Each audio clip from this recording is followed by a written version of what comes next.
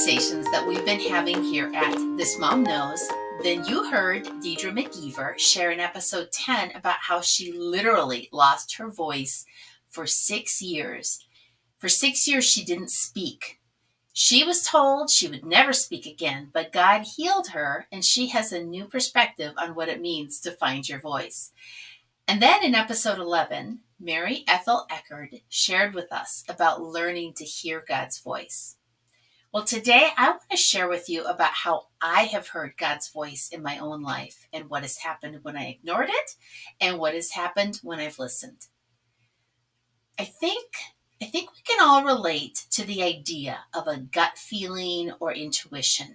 You know, when something pushes you to say something or do something, or even the opposite can be true, and you find yourself being cautious about something and you're just not sure why. Well, let me give you an example. When my first two kids were little, we lived in a townhouse, and our front door opened to a short stretch of street that dead-ended right at our house. The only cars that drove along it were the four neighbors in the building across from us because that's how they got to their garages. And I had a pretty good sense of when they came and went, so most days we were able to play in the street with great freedom and no problem. We would draw sidewalk chalk, we would get out the tricycles, we'd blow bubbles, but we had no yard, so to play in this little stretch of street was kind of nice. Well, one afternoon, we were playing outside, and I was suddenly overcome with this overwhelming feeling that we needed to go inside right now. So I quickly gathered the kids, and despite their protests, I took them into the house. We sat at the kitchen table coloring, and I was really wrestling with why was it that I had brought them inside? I felt like I was actually being irrational because there was no rational reason in the world for me to have brought them inside. The weather was nice, it was quiet, nothing was going on. And then all of a sudden, full speed ahead, a pickup truck came down that dead-end street and drove down the embankment between our dead-end street and the street that ran perpendicular to ours. That pickup truck plowed right where my kids had been sitting just a few minutes earlier. He never slowed down, and had I ignored that impulse, my kids might very well have been killed that afternoon. It was that bad. I believe that I heard God's voice that afternoon. And because I listened, we were protected. The thing is, I don't think we always get the reason for why a strange impulse or thought crosses our mind. Sometimes we just follow it and we have no idea, was it for a reason or not?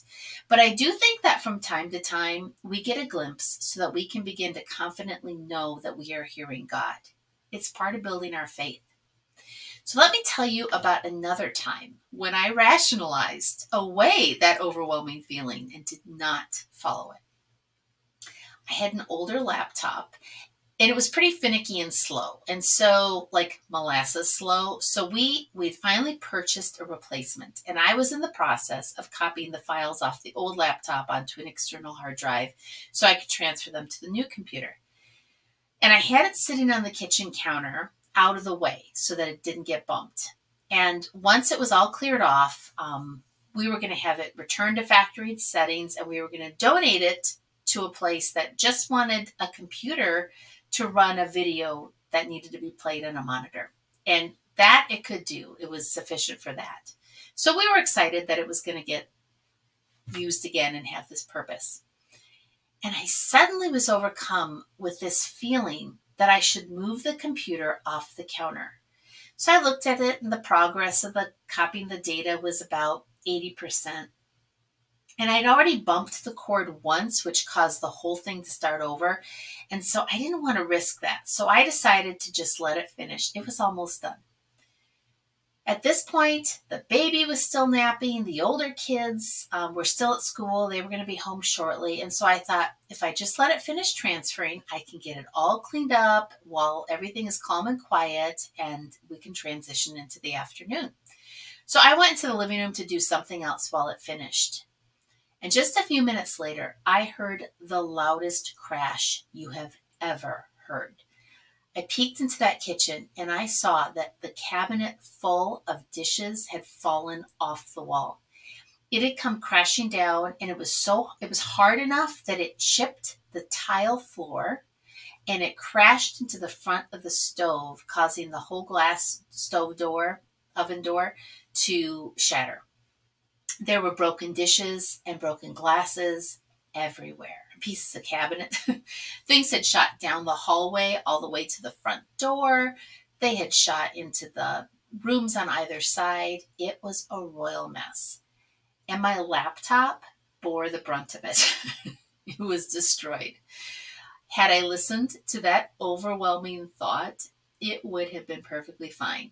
And even though the cabinet still would have fallen, the laptop would have been protected, and we would have been able to donate it where we wanted to donate it. Now, as it turns out, I was able to hook it up to a monitor and still transfer off my data. So that was a blessing. But I had ignored that voice. And the more I did this, the more I rationalized away the things that I thought I was hearing in my gut, the less I was hearing God's voice. And I stopped hearing it. This went on for several years. And so if you've listened to my story of overwhelm in episode 3, then you know how things just kept piling on my shoulders, leaving me feeling buried. I just kept taking on more and taking on more. Well, the other part about that season was that the more things I had vying for my attention, in my thoughts, my time, the harder it was to hear God speak, because all these things were just loud. It was just loud and chaotic, and it drowned out that quiet voice of God. Until I started to hear it again. I had sensed really strongly that I needed to get caught up on a whole variety of personal projects, that they needed to be addressed sooner or later.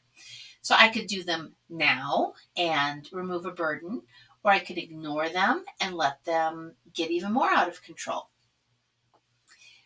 But I was already overwhelmed. And so the idea of digging into these projects was equally overwhelming. And out of that overwhelm and feeling stuck, I ignored that feeling, and I ignored those projects. And then we had our surprise adoption, which I share about in episode 6. And so I was caught off guard when I didn't have to be. I had ignored the voice of God, and I could have been so much better prepared if I had not done that. So as I started to dig myself out of this overwhelm, I was keenly aware that I also wanted to figure out how I could return to a place where I was hearing God speaking again, where I was sensing the direction and knowing that what I was doing was in alignment with what he had for me, what he wanted me to do. Part of how I had gotten into this place of overwhelm was not knowing how to say no. And in order to get out of the overwhelm, I needed to learn how to do just exactly that. And that meant getting out of some things that I had committed to. And I just wasn't sure how to start. At the adoption support group that I shared about in episode 9, Hyacinth told us one week about a podcast episode that she had listened to that was very impactful for her. It was one I'd never heard of. It was Emily P. Freeman's podcast, The Next Right Thing. It was episode 25, which was entitled, Come Home to Yourself. And it was exactly what I needed to hear. That episode set into motion me learning to say no, me learning to remove things from my plate, and me learning to return to a much simpler way.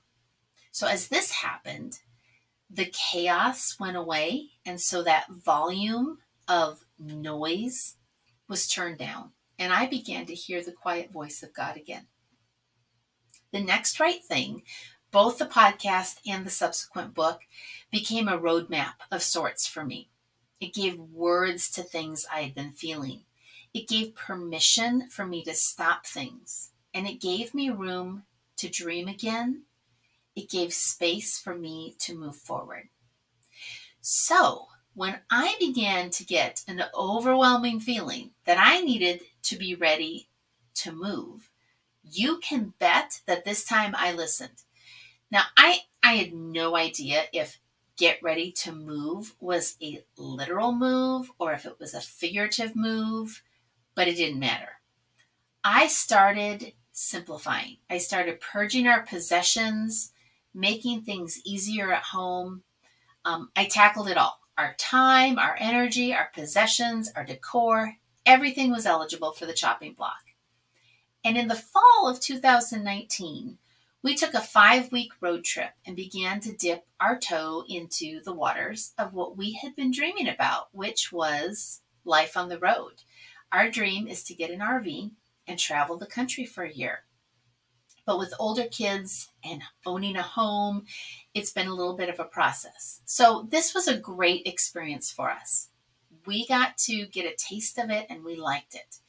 So in February of 2020, we got our house ready and we put it on the market.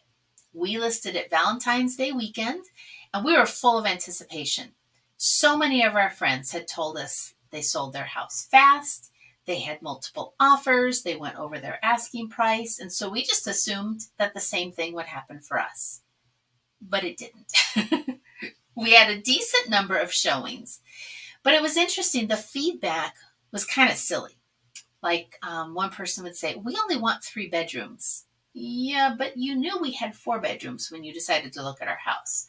Or we don't want to back up to an open space, which was kind of a highlight of the listing and, again, something they knew before they came over. Or someone said, if the kitchen counter was granite, we would have bought it. Well, you know what? You can change that out. Other comments and feedback was just insulting. There are obviously too many people living in this house. Yes, because we are a family of 7 and we actually live here. Or someone said there are too many boxes in the basement.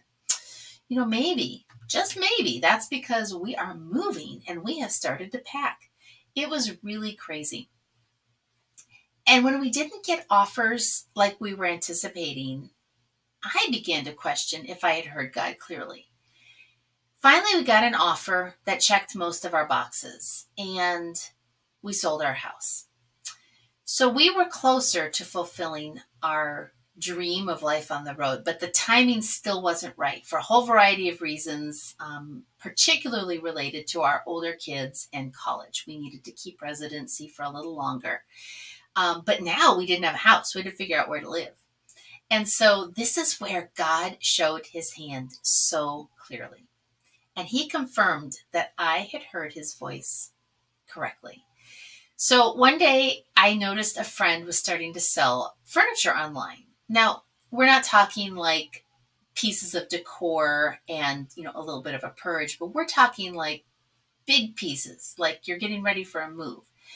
And so I used my superpower of being inquisitive, or as my husband calls it, being nosy. And I sent her a message and I said, hey, what I see you selling does not look like a simple spring cleaning. Are you guys moving? And surprisingly, her answer was, yes, we are getting ready to. But there was one catch. They were not ready to sell their house and they wanted to rent it out. So I jokingly told her that we were looking to rent, but that their house was probably much more than we needed. But she got super excited and asked if we could hop on a call to talk about it. So we did. In that call, she told me that they were planning to go overseas and one of their adult teens didn't want to go. She wanted to stay in the house. But how do you rent out part of a house to strangers and leave your daughter to live with them? That's really hard to do. So they kind of had this short list of a handful of families with whom this arrangement could potentially work. But the problem was, to their knowledge, none of these families were looking to rent a house. And we were on that short list. So when she found out that we were looking to rent and we were on that short list, she got pretty excited. Now, it was a bigger house. Our goal was to downsize, and so going into a bigger house was not what we were looking for. We were looking to save money, downsize, and simplify. And I was concerned about what the cost would be. So when we told them what our number was for rent, she clapped her hands and said, that's exactly the number we have in mind that we need. Oh, and did I mention yet that this friend was the same Hyacinth that helped us with support after our adoption? So just as God had used her to help us in our miracle story, God was now using us in their miracle story of moving overseas during a pandemic.